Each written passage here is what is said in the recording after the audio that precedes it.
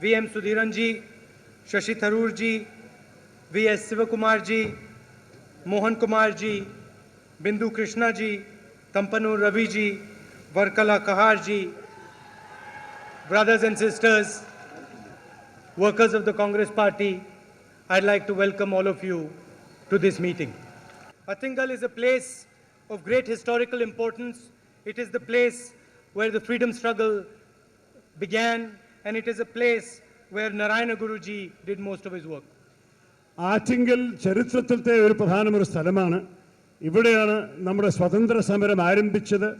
ഇവിടെയാണ് ശ്രീ നാരായണ ഗുരു അദ്ദേഹത്തിൻ്റെ പ്രവർത്തനം ഒരു ഭൂരിപക്ഷം ഇവിടെയാണ് ചെയ്തത്.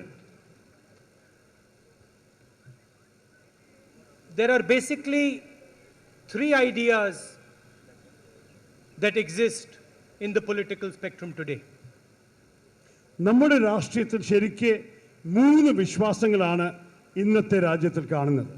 The first and most powerful idea is that of the Congress Party. എല്ലാം വെച്ച് ശക്തിയുള്ള ഒരു വിശ്വാസമാണ് കോൺഗ്രസ് പാർട്ടിയുടെ. അതാണ് ആദ്യത്തെ പ്രധാന വിശ്വാസം. And the idea of the Congress Party is that India can go forward by working together, by taking all groups of society and uniting them to move this country forward.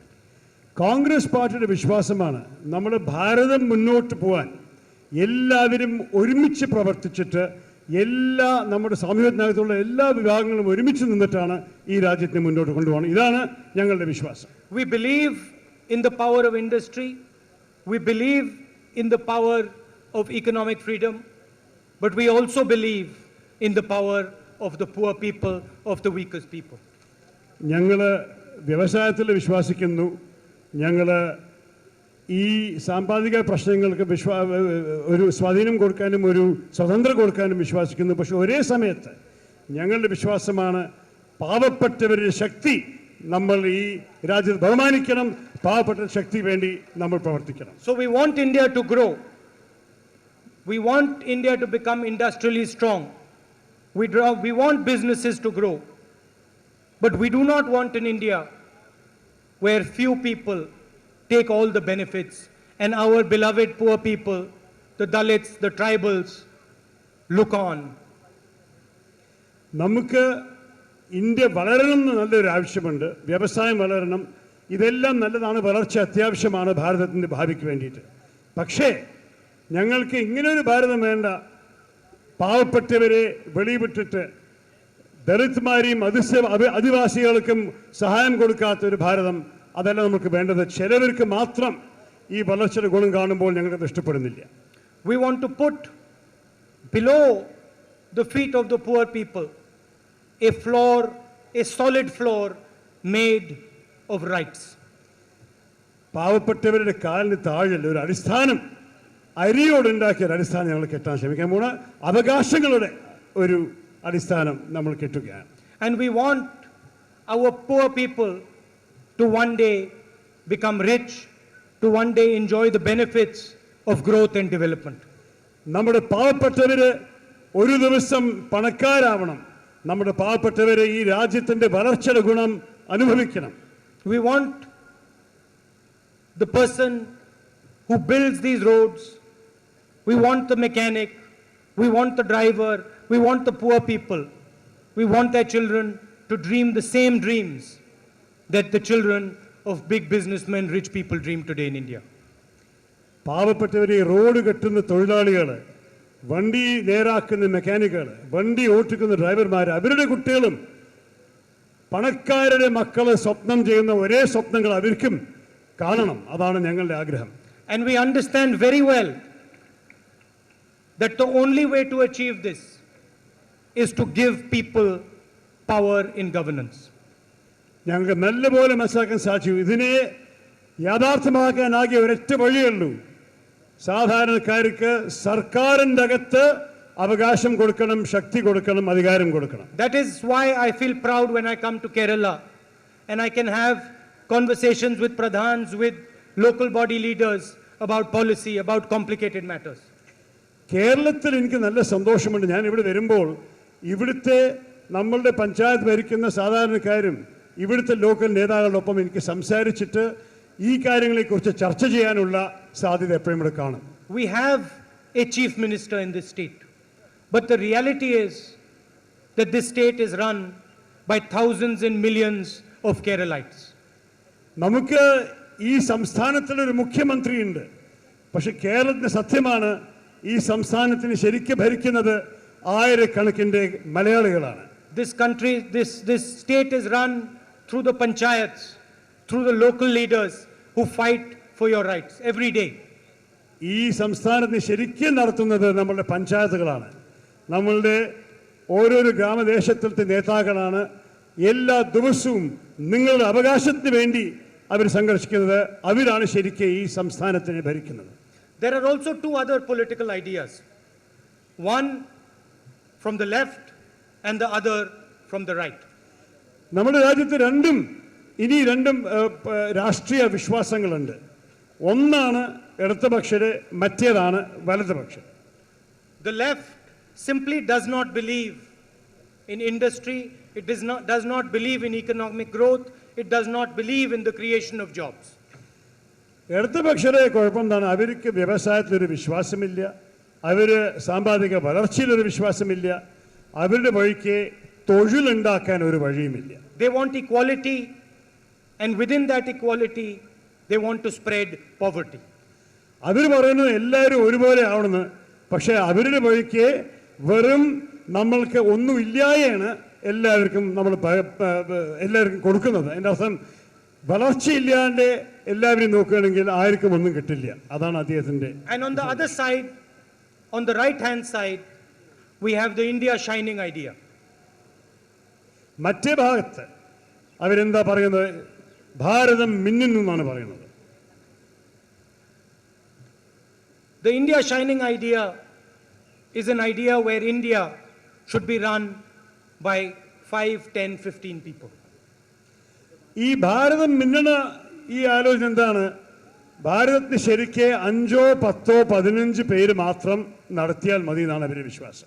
It is an idea where one man is given all power, all responsibility. എല്ലാ അധികാരവും എല്ലാ ഉത്തരവാദിത്വവും ഒരൊറ്റ വ്യക്തിയുടെ കയ്യിലാണ് കൊടുക്കാൻ അവർക്ക് ആഗ്രഹിക്കുന്നത്. It is an idea which believes that knowledge comes out of one person, that he knows everything in the universe, he understands everything that has ever happened in history. അവരുടെ വിചാരം എന്താണ്? ഈ ഒരു വ്യക്തിക്ക് എല്ലാം അറിവുണ്ട്, ഈ രാജ്യത്തിൽ എന്തൊക്കെയാണ് സംഭവിച്ചത് എല്ലാം അദ്ദേഹത്തിന് അറിയും, ചരിത്രത്തിൽ നടത്തുന്നത് കൂടി എല്ലാം ഒരേ ഒരു വ്യക്തിക്ക് അറിയാൻ. അതാണ് അവരുടെ വിശ്വാസം. It is an idea that says one man will deliver India everything it needs. അവരുടെ വിചാരമാണ് ഒരു വ്യക്തി നമ്മുടെ ഭാരതത്തിന് ആവശ്യമുള്ള എല്ലാ കാര്യങ്ങളും ചെയ്തു കൊടുക്കാൻ സാധിക്കും. It is diametrically opposite to what we believe. We believe that to grow India, to make India successful, we need to empower not one person, not two people, but every single citizen of this country. Regardless of who he is, where he comes from, we have to empower everybody.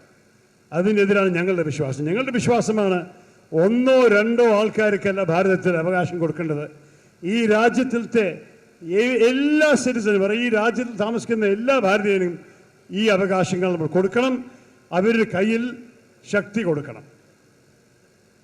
Our aim through all our programs is to hand over power to you.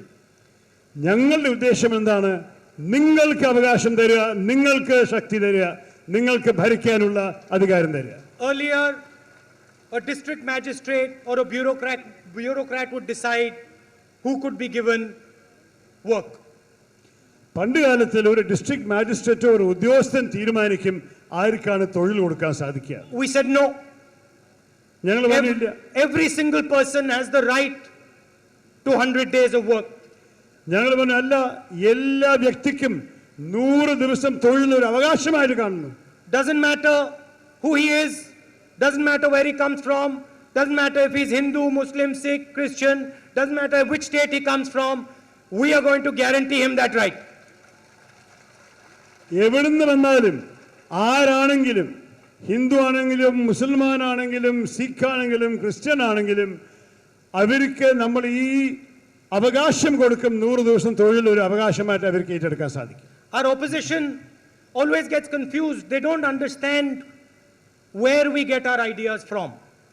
പ്രതിപക്ഷക്ക് ഇതൊന്നും മനസ്സിലാക്കാൻ സാധിക്കുന്നില്ല. എവിടുന്നാണ് ഈ ആലോചനയും ഈ വിശ്വാസവും ഈ വിചാരങ്ങളൊക്കെ വരുന്നതെന്നാണ് അവർ വിചാരിക്കുന്നത്. They look at us, and every time we come up with Narega, we come up with the right to food, we come up with these revolutionary ideas, they look at us and they say, my God, the Congress party has such a lot of knowledge about these things. ഞങ്ങൾ ഓരോരോ കാര്യങ്ങൾ ചെയ്യുമ്പോൾ ദേശീയ തൊഴിലുറപ്പ് പദ്ധതി, ഭക്ഷണ സുരക്ഷ, ഇതെല്ലാം ഞങ്ങൾ ചെയ്യുമ്പോൾ ഇത് വിചാരിക്കുന്നത് എവിടുന്നാണ് കോൺഗ്രസ് പാർട്ടിക്ക് ഇത്രയൊക്കെ ഈ ആലോചനകൾ വരുന്നത്, എവിടുന്നാണ് ഈ പദ്ധതികളൊക്കെ അവർ ഇറക്കുന്നത് എന്ന് അവർ ചോദിക്കുന്നു. So I want to tell them the secret. I want to tell them where our programs come from. ഞാൻ അവർക്കൊരു രഹസ്യം പറയട്ടെ, ഒരു സ്വകാര്യം പറയട്ടെ. ഞങ്ങൾക്ക് എവിടുന്നാണ് ഇതെല്ലാം വരുന്നത് ഞങ്ങൾ പറഞ്ഞുതരാം. We come and ask you what we should do. ഞങ്ങൾ നിങ്ങളോടാണ് ചോദിക്കുന്നത്, നിങ്ങളോടാണ് ആവശ്യപ്പെടുന്നത്, എന്താ നിങ്ങൾക്ക് ആവശ്യം. That's all. We just spend time, we come to you and we ask you, what do you want? You tell us and we implement. അത്രേ ഉള്ളൂ. ഞങ്ങൾ നിങ്ങളോട് ചോദിക്കുന്നു എന്താ നിങ്ങൾക്ക് ആവശ്യം, നിങ്ങൾ ഞങ്ങളോട് പറയുന്നു, ഞങ്ങൾ അതിനെ നടപ്പിലാക്കുന്നു. You told us about Narega, you told us about right to food, you told us about the land bill, you told us about RTI, we implemented what you said. നിങ്ങൾ ഞങ്ങളോട് പറഞ്ഞത് തൊഴിലുറപ്പ് പദ്ധതി ആവശ്യമുണ്ട്, നിങ്ങൾ പറഞ്ഞത് ഭക്ഷണ സുരക്ഷ ആവശ്യമുണ്ട്, നിങ്ങൾ ഞങ്ങളോട് പറഞ്ഞത് ഭൂമി ഏറ്റെടുക്കുമ്പോൾ നിയമങ്ങളെ മാറ്റണം, നിങ്ങൾ ഞങ്ങളോട് പറഞ്ഞത് RTI റൈറ്റ് ടു ഇൻഫർമേഷൻ പറഞ്ഞ നമ്മളുടെ അവകാശമായിട്ട് സർക്കാർ എങ്ങനെ നമ്മുടെ പൈസയൊക്കെ ചെലവാക്കുന്ന അറിയാൻ റൈറ്റ് ടു ഇൻഫർമേഷൻ ആക്ട്, ഇതെല്ലാം നിങ്ങൾ ഞങ്ങളോട് പറഞ്ഞു, ഞങ്ങൾ അതിനെ നടപ്പിലാക്കി. So I'm going to tell you what you told us with regards to 2014 and what we should do going forward. അപ്പം ഞാൻ നിങ്ങളോട് പറയട്ടെ, നിങ്ങൾ ഞങ്ങളോട് എന്താ പറഞ്ഞിരിക്കണേ 2014 കുറിച്ചും മുന്നോട്ട് എന്താ ചെയ്യേണ്ടതിനെ കുറിച്ചും. Over the last 6 months, senior leaders of the Congress party, members of the Youth Congress, members of Mahila Congress, members of all our frontals have spent their time asking you what you want in our manifesto. അപ്പോൾ കുറച്ച് സമയമായിട്ട് 2 വർഷമായിട്ട് നമ്മുടെ youth Congress നേതാക്കൾ, മഹിളാ കോൺഗ്രസ് നേതാക്കൾ, ഞങ്ങളുടെ പാർട്ടിയിലത്തെ ഓരോരോ ഭാരവാഹികൾ സമയം ചെലവാക്കി നിങ്ങളെ ഓരോരോ വ്യക്തികളെ കണ്ടിട്ട് ചോദിക്കുന്നു എന്താ നിങ്ങൾക്ക് ആവശ്യം. We have spoken to almost 5 lakh people about different policies, different programs that people of India want. ഈ രാജ്യത്തൊരു 5 ലക്ഷം ആൾക്കാരോടൊപ്പം സംസാരിച്ചിട്ടുണ്ട് കോൺഗ്രസ് പാർട്ടി ഭാരവാഹികൾ. എന്തൊക്കെയാണ് വേറെ നിരവധി പദ്ധതികളെ കുറിച്ചും പ്രോഗ്രാമിനെ കുറിച്ചും നിങ്ങളത് കണ്ടു. I myself have been to 30 plus interactions where I have spoken to people and asked them in detail what they are thinking about. ഞാൻ തന്നെ 30 കൂടുതലുള്ള ചർച്ച നടത്തിയിട്ടുണ്ട് നിരവധി വ്യക്തികളോടൊപ്പം അവരുടെ ആവശ്യങ്ങൾ മനസ്സിലാക്കാൻ. You, the people of India and the people of Kerala, have built our manifesto. നിങ്ങളാണ് ഭാരതീയരും മലയാളികളും കേരളക്കാരും ഞങ്ങളുടെ മാനിഫെസ്റ്റോയിനെ നിങ്ങളാണ് കെട്ടിയിരിക്കുന്നത്, നിങ്ങളാണ് ഞങ്ങൾ പറഞ്ഞിരിക്കുന്നത് ഞങ്ങളുടെ എന്തൊക്കെയാണ് ചെയ്യേണ്ടത്. And I am going to tell you now what you have told us to do. ഞാൻ നിങ്ങളിപ്പോൾ പറയാൻ പോകുന്നത് നിങ്ങൾ ഞങ്ങളോട് എന്താ പറഞ്ഞിരിക്കുന്നത് ചെയ്യാൻ ഞാനിപ്പോൾ പറയാം. So the first thing you've told us is that we have got 15 crore people out of poverty, but the poor people still need some extra support. ഞങ്ങൾ പറഞ്ഞു നിങ്ങൾ 15 കോടി പാവപ്പെട്ടവരെ നമ്മുടെ ഈ പാവമാവാതിരിക്കാൻ പോവർട്ടി ലൈനിൻ്റെ മുകളിലേക്ക് കൊണ്ടുവന്നു. പക്ഷേ ഇനിയും ഞങ്ങൾക്ക് കുറേ ചെയ്യാനുണ്ട് ഈ പാവപ്പെട്ടവരെ നന്നാക്കാൻ.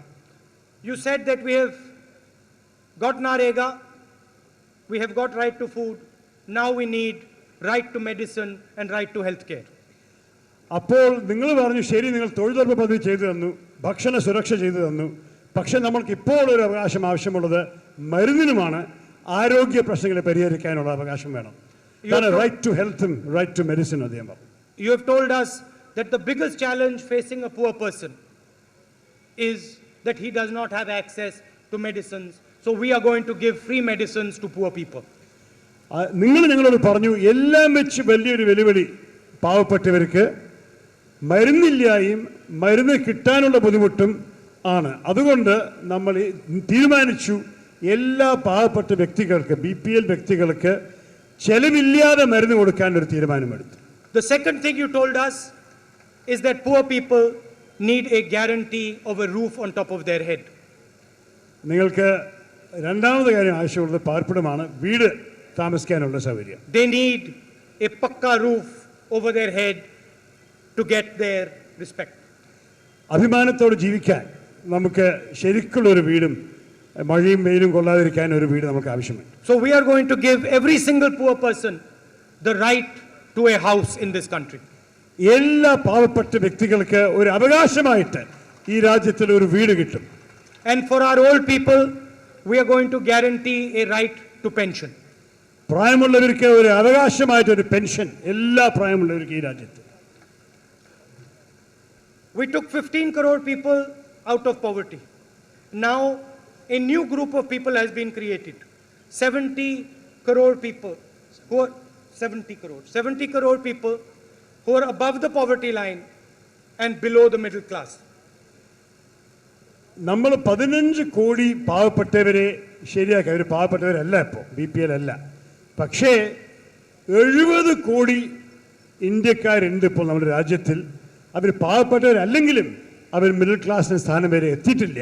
ആ നടുവിനിടയിൽ നിൽക്കുന്ന വ്യക്തികളാണ് ഒരു പുതിയ ഗ്രൂപ്പായിട്ട് നമ്മുടെ രാജ്യത്തിൽ കാണുന്നത്. Over the last 6 months, myself and large numbers of Congress leaders have spent time with many people from these communities and groups. ഈ 6 മാസം ഞാനും പല കോൺഗ്രസ് നേതാക്കളും ഇങ്ങനെയുള്ള സ്ഥിതിയുള്ള വ്യക്തികളോടൊപ്പം കുറെ സമയം ചെലവാക്കിയിട്ടുണ്ട്, അവരൊപ്പം ചർച്ച ചെയ്തിട്ടുണ്ട്. Who are these people? They are the carpenters, the mechanics, the drivers, the people who have the little stalls on the street. ഇതിലാരാണ്? ആശാരിമാര്, വണ്ടി ഓട്ടിക്കുന്നവര്, മെക്കാനിക്സാ ചെയ്യുന്നത്, ചായക്കടക്കാരും ഓരോരോ പാതയിൽ നിൽക്കുന്ന ചെറിയ കടകൾ നിർത്തുന്നവര്, ഇവരാണ് ഈ കൂട്ടര്. The security guards, the potters. നമ്മുടെ സെക്യൂരിറ്റി ഗാർഡ്സ്, മലയാളം പറയാം, സെക്യൂരിറ്റി ഗാർഡ്സ്, നമ്മളുടെ ഓരോരോ ചെറിയ ജോലി ചെയ്യുന്ന ആൾക്കാർ. അവർ BPL അല്ല, പാവപ്പെട്ടവരായി കാണുന്നില്ല, അവർക്ക് ജോലിയുണ്ട്, പക്ഷേ അവർക്ക് നല്ലൊരു ശമ്പളവും നല്ലൊരു ജീവിതമില്ല. ആ ഇടയിലുള്ള ഗ്രൂപ്പാണ് ഈ 70 കോടി അദ്ദേഹം പറയുന്നത്. And the Congress party has decided to take up a challenge. Congress party വെല്ലുവിളി ഏറ്റെടുക്കാൻ തീരുമാനിച്ചു. We have decided that we are going to take up the challenge of taking these 70 crore people and putting them into the middle class. ഞങ്ങൾ തീരുമാനിച്ചു ഈ 70 കോടി ജനങ്ങളെ നമ്മൾ തന്നെ എടുത്തിട്ട് മിഡിൽ ക്ലാസ് വരെ എത്തിക്കണം. We believe that if we can take 15 crore people out of poverty, we can easily take 70 crore people and put them into the middle class.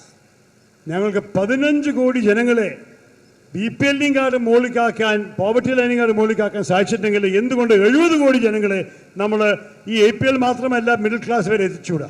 We want to give these people an India which respects their work.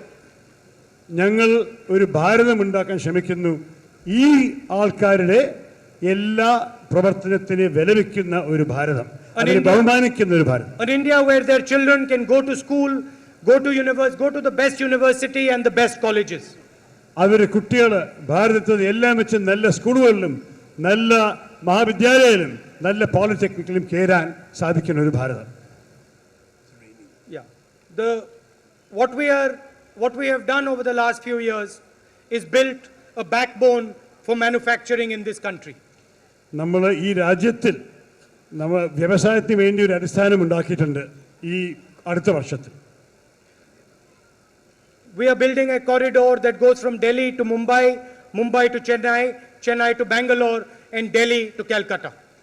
ഞങ്ങൾ ഈ വ്യവസായിക്ക് വേണ്ടിയിട്ട് ഡൽഹി മുതൽ മുംബൈ വരെയും, മുംബൈ വരെ ചെന്നൈ വരെയും, ചെന്നൈ മുതൽ ബാംഗ്ലൂർ വരെയും, ബാംഗ്ലൂർ മുതൽ കൽക്കറ്റയും വരെയും ഒരു വ്യവസായ ഉണ്ടാക്കുന്ന ഒരു കോറിഡോർ ഞങ്ങൾ കെട്ടിയിട്ടുണ്ട്. We have created the road infrastructure, the power, the electricity, the water, and dedicated railway lines.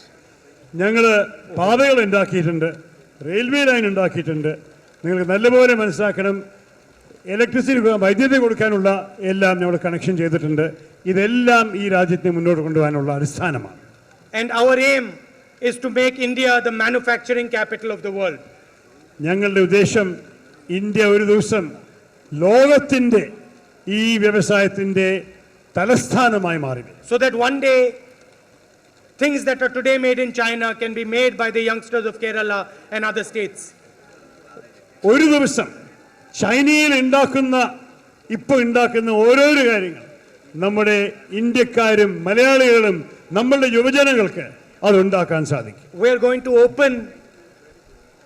going to train these 70 crore people, and we are going to make sure that they are part of our economy and they have dignity of labor and respect.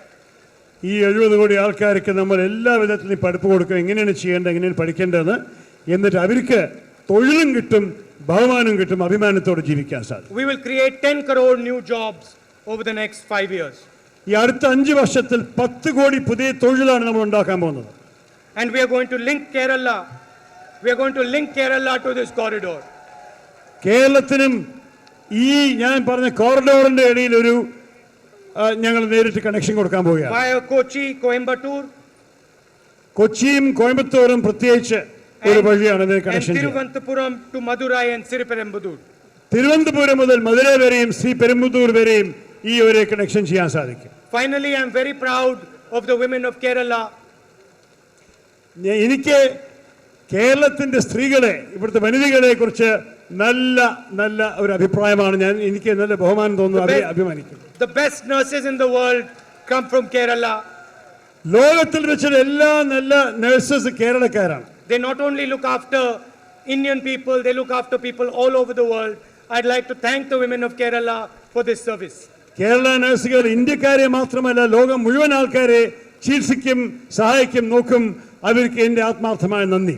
But I think we need to give them more space in Vidhan Sabha and Lok Sabha, and that is why we have a bill for reservations of women in Parliament House.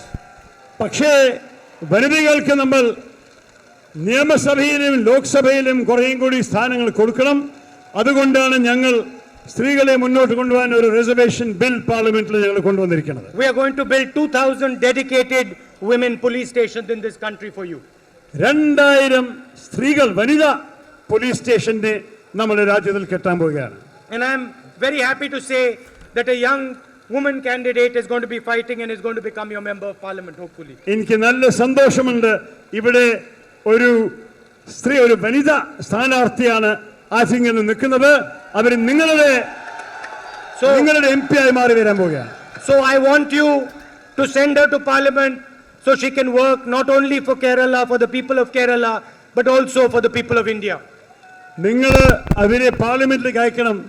കേരളക്കാർക്ക് വേണ്ടി പ്രവർത്തിക്കാൻ മാത്രമല്ല, പക്ഷേ ഇന്ത്യക്ക് വേണ്ടി പ്രവർത്തിക്കാൻ. I'd like to conclude by saying that the battle that we have ahead of us is a battle of ideas. നമ്മുടെ ഈ വരാൻ പോകുന്ന മാസത്തിൽ നമ്മുടെ രാജ്യത്തിലൊരു സംഘർഷമുള്ളത് വിചാരത്തിൻ്റെയും ആലോചനയും ഒരു വിശ്വാസത്തിൻ്റെ ഒരു സംഘർഷമാണ്. We believe that this country belongs to all of us, Hindu, Muslim, Sikh, Christian, all castes, all states. ഞങ്ങളുടെ വിചാരമാണ് ഈ ഭാരതം എല്ലാവരുടെയും രാജ്യമാണ്. നിങ്ങൾ ഹിന്ദു ആയാലും മുസ്ലിം ആയാലും ക്രിസ്ത്യൻ ആയാലും സിഖ് ആയാലും ഏത് സംസ്ഥാനത്തിനായാലും ഭാരതം നിങ്ങളുടെയാണ്. എല്ലാവർക്കും ഒരേ അവകാശം. We believe in empowering every one of these people.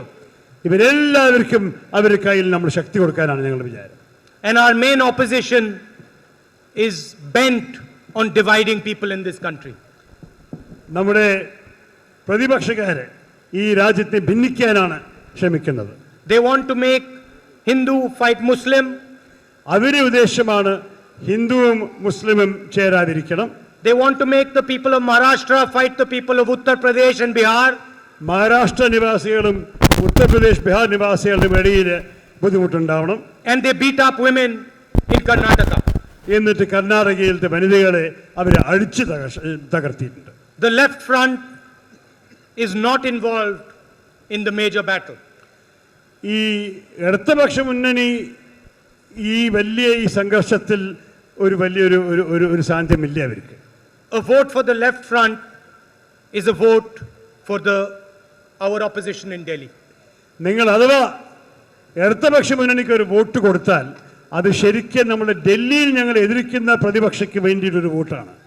They want one man to run this country. അവരാവശ്യപ്പെടുന്നത് ഒരു വ്യക്തി ഈ രാജ്യത്തെ ഭരിക്കണം. I told you that we spent 6 months asking you what you want. We gave you a manifesto that you asked for. Our principal opposition party doesn't even believe you deserve a manifesto. നിങ്ങളുടെ അഭിപ്രായം 6 മാസം ചോദിച്ചിട്ടും നിങ്ങളൊപ്പം സംസാരിച്ച് മനസ്സിലാക്കിയിട്ടാണ് ഞങ്ങൾ ഈ രാജ്യത്ത് ഒരു manifesto ഇറക്കിയത്. ഞങ്ങളുടെ പ്രതിപക്ഷക്കാര് ഒരു മാനിഫെസ്റ്റോയും കൂടി ഈ രാജ്യത്തിന് കൊടുക്കാൻ അവരെ ബുദ്ധി കണ്ടിട്ടില്ല. There are a few days to go in the election and they have not even presented what their ideas are, what their plans are. കുറച്ച് ദിവസമേ ഉള്ളൂ തെരഞ്ഞെടുപ്പിന്, എന്നിട്ടും കൂടി ഇതുവരെ അവരുടെ വിചാരങ്ങളും അവരുടെ എന്ത് പദ്ധതി കൊണ്ടുവരാൻ പോകണോ ഒന്നും അവർ രാജ്യത്തെ അറിയിച്ചിട്ടില്ല. Because they really don't care what you think. അവർക്ക് നിങ്ങൾ എന്ത് വിചാരിച്ചോ അവർക്ക് വലിയൊരു കാര്യമല്ല. അവരുടെ മനസ്സിൽ നിങ്ങളുടെ അഭിപ്രായം അവർക്കറിയണ്ട. For me and for the Congress party, we learn from you. You teach us what to do. എനിക്കും കോൺഗ്രസ് പാർട്ടിക്കും ഞങ്ങൾ നിങ്ങളെ നിന്നാണ് പഠിക്കണം. നിങ്ങളാണ് ഞങ്ങളെ പഠിപ്പിക്കുന്നത് എന്താ ചെയ്യേണ്ടതെന്ന്. I am honored to come to Kerala to talk to you, to discuss with you, and most importantly, to learn from you. എനിക്ക് വലിയ സന്തോഷമുണ്ട് ഈ കേരളത്തിൽ വന്നിരിക്കുന്നത് നിങ്ങളോട് സംസാരിക്കാനും നിങ്ങളുടെ പഠിക്കാനും നിങ്ങളുടെ അഭിപ്രായങ്ങൾ അറിയാനും ഒരു അവസരമായിട്ടാണ് ഞാൻ കാണുന്നത്. I am humbled by your intelligence. I am humbled by your understanding every time I meet you. നിങ്ങളുടെ ബുദ്ധിയും നിങ്ങളെല്ലാം മനസ്സിലാക്കുന്നത് കാണുമ്പോൾ എനിക്ക് നല്ലൊരു ഒരു ഒരു ഒരു ബഹുമാനമുണ്ട് നിങ്ങൾക്ക് വേണ്ടി. It is an honor for me to come here and speak to you. നിങ്ങളെല്ലാവരും ഇവിടെ കണ്ടിട്ട് നിങ്ങളൊന്ന് സംസാരിക്കണമെന്ന് എനിക്കൊരു ബഹുമാനമായി തോന്നുന്നു. Thank you very much and all the best. നന്ദി, നമസ്കാരം, നിങ്ങളെല്ലാവർക്കും നന്ദി. And sorry that it rained and you got a little wet. I apologize for that also. മഴ പെയ്തതിന് ക്ഷമിക്കണം. എന്താ ചെയ്യാൻ, നിങ്ങൾ നനഞ്ഞു പോയി, ക്ഷമിക്കണം. Thank you, all the best. നന്ദി, ജയ് ഹിന്ദ്.